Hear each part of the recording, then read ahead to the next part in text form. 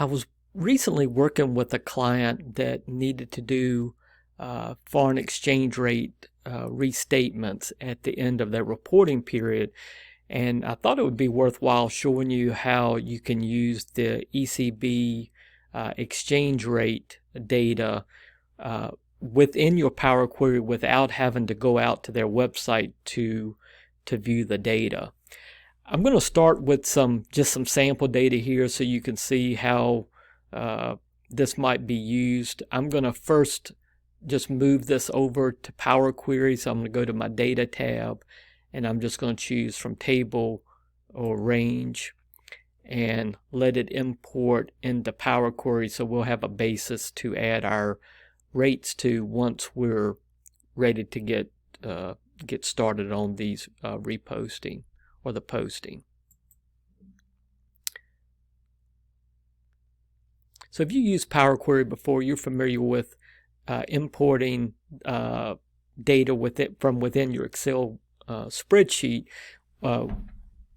in Power Query, but I'm going to show you another way to get data, and that's through an XML file.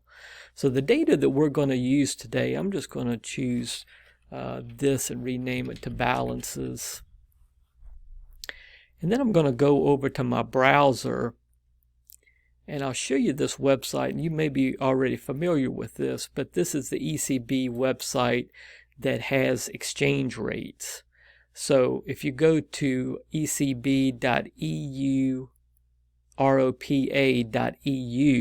you'll get to a web page like this that will have rates that you can click on. This is a euro versus the US dollar, and that's what I'll be using today. But if you happen to need more data than that, maybe you need more exchange rates other than just US dollar when you're comparing to the euro, just look for these XML files. Of course, CSV can be used with Power Query as well, but I really like the idea of using these XML files. So anytime you see XML, you may be able to use it in the same fashion that I'm going to show you today. But because I only need USD, US dollar, I'm just going to click on US dollar, and once I get over to the web page here, I'm going to scroll down and look for Download XML. And if I click on that, it's going to open up another web page, and it's going to show me the XML data. Now, you may not like looking at this, but Power Query will be able to import this with no problem.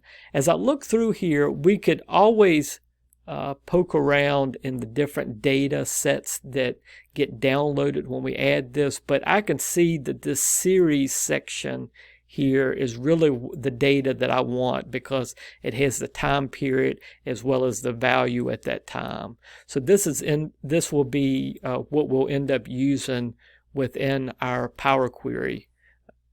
I'm going to go up to the address bar, I'm going to click on it, and then I'm going to copy that address onto my clipboard, and I'm going to go back to Excel, and I'm going to choose to add a new source, screen recorder,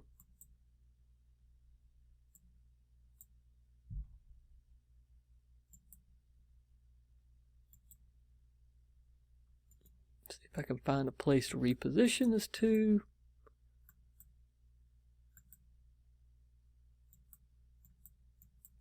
Well, this is frustrating. Okay, finally. All right, so I chose new source, file, and then instead of Excel or something else you may have used before, I'm going to go down to XML. So once that opens, it looks like it wants to navigate to somewhere on my computer, but all I have to do is down in the file name, I'm going to paste that address that we get from the address bar over in the browser. Once I enter that, I'm going to choose Open, and Power Query is going to start importing this and get a sense as to what type of data is in there. So you'll see similar sections that we saw on that web page, but what I'll need to do is to expand this down, expand down again, and there's our series data. And if you'll remember, when we were looking at it from a browser perspective, we saw that the series data had what we needed. So from here, I'm going to choose OK. And then Power Query is going to start importing that in.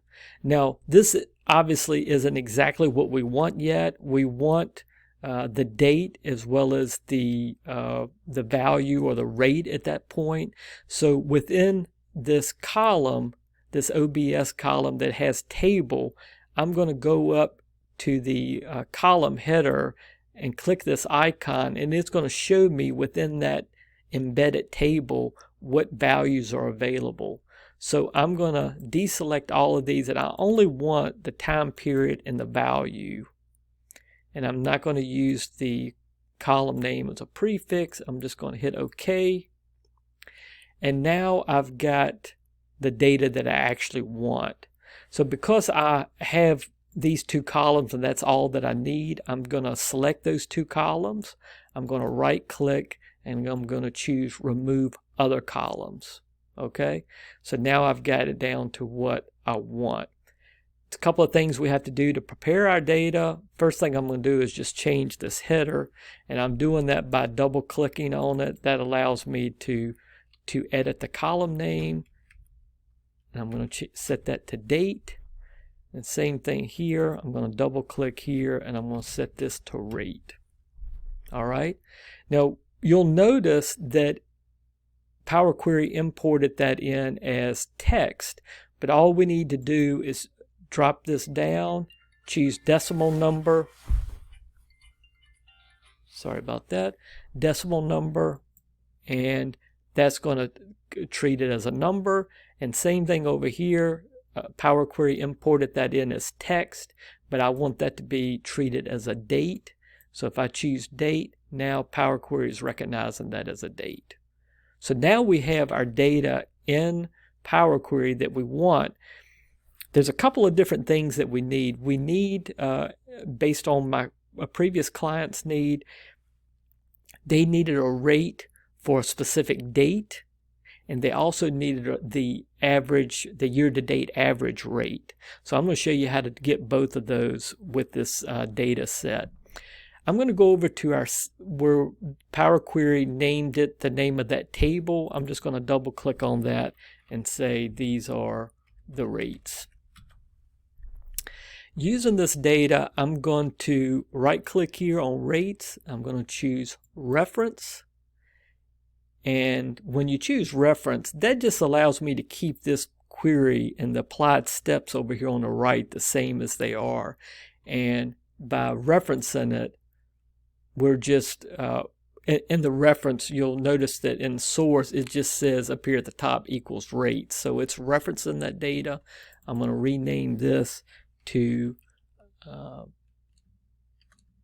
month in rate.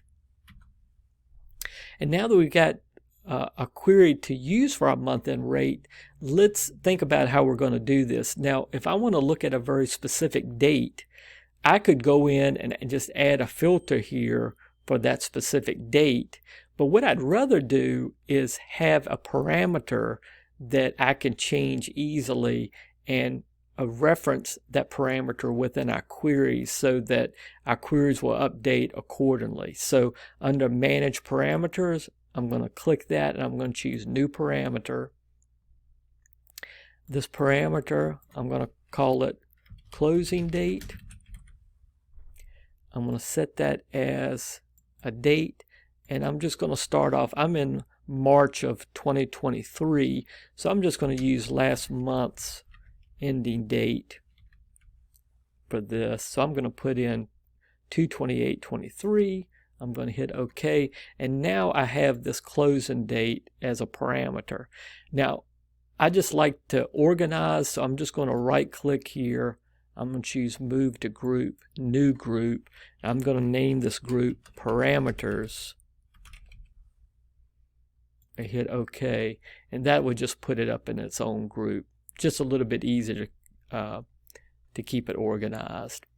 Okay, back to our month-end rate query. Now that we've got this parameter for closing date, I want to use that within our query. Now I go a step further where I could just filter based on that date. The problem you have to think about, and you may only run into this once or twice a year, is that if I go out and try to find a rate for a specific date, the ECB website may not have a rate for that specific date, and I'll show you an example of that. But rather than looking at a very specific date, I want to find that date or date closest to that date. And the way we're going to do that is under our date section here, our date column, I'm going to click to choose the filter, and I'm going to choose date filter. And I'm going to say, I'm going to start with is earliest. Well, let's use before. I'm going to choose before. Now, I'm not going to actually use before. I'm going to use before or equal. So I'm going to drop this down and say is before or equal. And then from here, I'm going to choose parameter. And I'm going to use that closing date parameter. And I'm going to hit OK. Okay. Now I'm showing all the dates before that. That's fine. That's exactly what we want. But we want to change the sort order here to descending. And now I can see that I have the date that I'll actually want, which is 2/28, is now at the top of my list.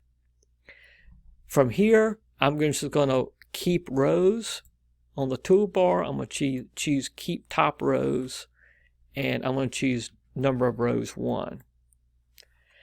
Now you may be thinking, why did you go through all that work when you could have specifically set the date to 2/28 and got it that way? Let me show you why. What we ran into when I was working with my client is if I go in and choose closing date and change this to 12/31/2023, for example, and go back, you'll notice that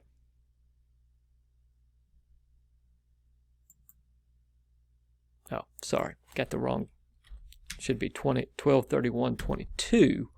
If I go back here, now you'll see that the ECB website didn't have a rate for 12/31. So if I would have filtered specifically on 12/31 rather than before or equal to, I wouldn't have a value here. So that's why I add a couple of extra steps to make sure, okay, if my closing date is the end of the month and the ECB website doesn't have a rate for that day, I know that I'm getting the date that's closest to that closing date without going over it. Okay? All right, that takes care of our month ending rate. Now we want to do the average rate for the year.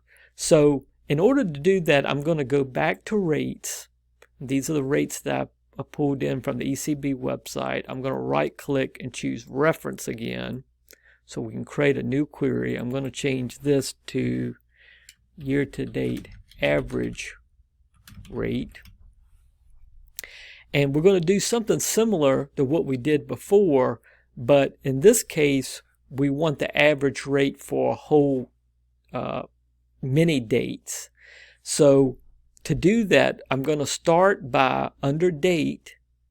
I'm going to let Power Query create some of this for me, and then I'll go in and manually edit it. So I'm going to say date filters, and under year I'm going to choose this year, and I'll explain to you what I'm doing. All right, so what Power Query did, if you'll notice up in the formula bar, it has an expression in here that is taken to check that is this date column equal to the current year, and if it is, it shows it on here.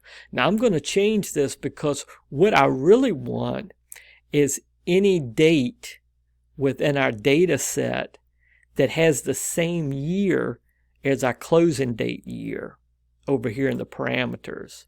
So in order to do that, I'm going to change this query, this expression a little bit. And instead of date is in current year, I'm just going to say year to get the actual year. And then I'm going to compare that to the year of our closing date. You see that there? So now let's read this together. The expression says, for this table, select the following rows using the source, and we're going to say anytime the date, the current date of our data set, that date, the year of that date is the same as our closing date year, we want to use it.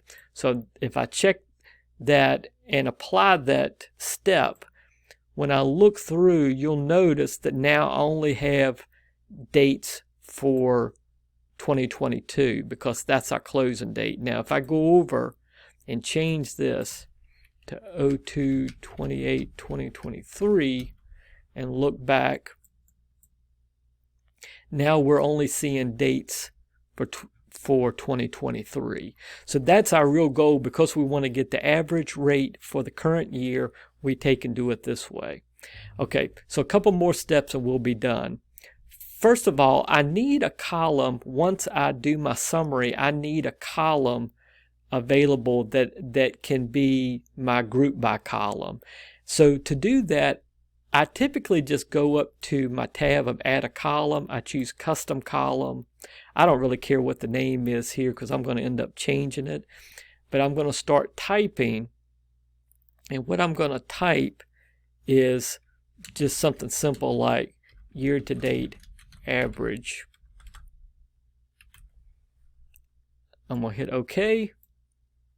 And all that's going to do is it's going to add another column with that same value. Okay, now that I have a column that I can group by, I'm going to go up to my Home tab. I'm going to choose Group By. And under Group By, I'm going to use that custom column that I just created. And I'm going to call this Rate. And under my operation, I'm going to choose Average Rate. Okay? Let's call this Average Rate. If I hit OK, now you can see that I have exactly what I want. So I'm just going to change this to just type. And now I have a single row that has my year-to-date average rate. So now if I were to go in, so year-to-date to 2/28/2023 is 1.07, but if I go back and change this and go back to our yearly rate, you'll see that it's 105.3. So this is the power of using a parameter along with a power query to get the rate we want. So now that I have both of these rates, I can go over to my balance table and just include those rates in my table. And the way I'm going to do that is on the Add Column tab, I'm going to choose Custom Column. I'm going to call this Average Year-to-date Rate. And all I have to do is start typing year-to-date average rate. Hit OK. And that's fine. It realizes that I'm importing data from the internet, so it wants to make sure if I'm combining this with other data that I'm actually getting what I'm expecting. So under average year-to-date rate, I'm going to drop that down, and all I really need is this average rate. I'm going to hit OK. And now I've got my average rate in. Okay? So I could go ahead and start doing my calculations here, but let's just go ahead and pull in month-end rate so we can see the difference. I'm going to choose again Custom Column.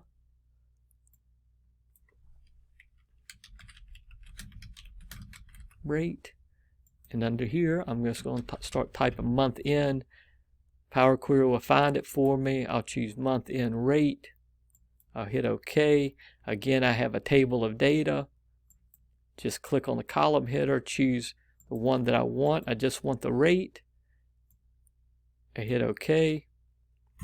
And then now it's showing rate. Now I'm just going to rename that to month end rate. And now I have my data in the format that I need it. So now I can perform my calculations. I can save it and send it back over to Excel and take a look at this data, and it's going to import all of those different ones that I added. That's not a problem. But if I go down to my tab for rates, I have my rates there. I've got my month end rate, and I got my balance in US dollars as well as this balance. So now I can perform any calculation I want. I could have done that within Power Query, or I can do it here in Excel if you're more comfortable working in Excel. I hope you found that useful.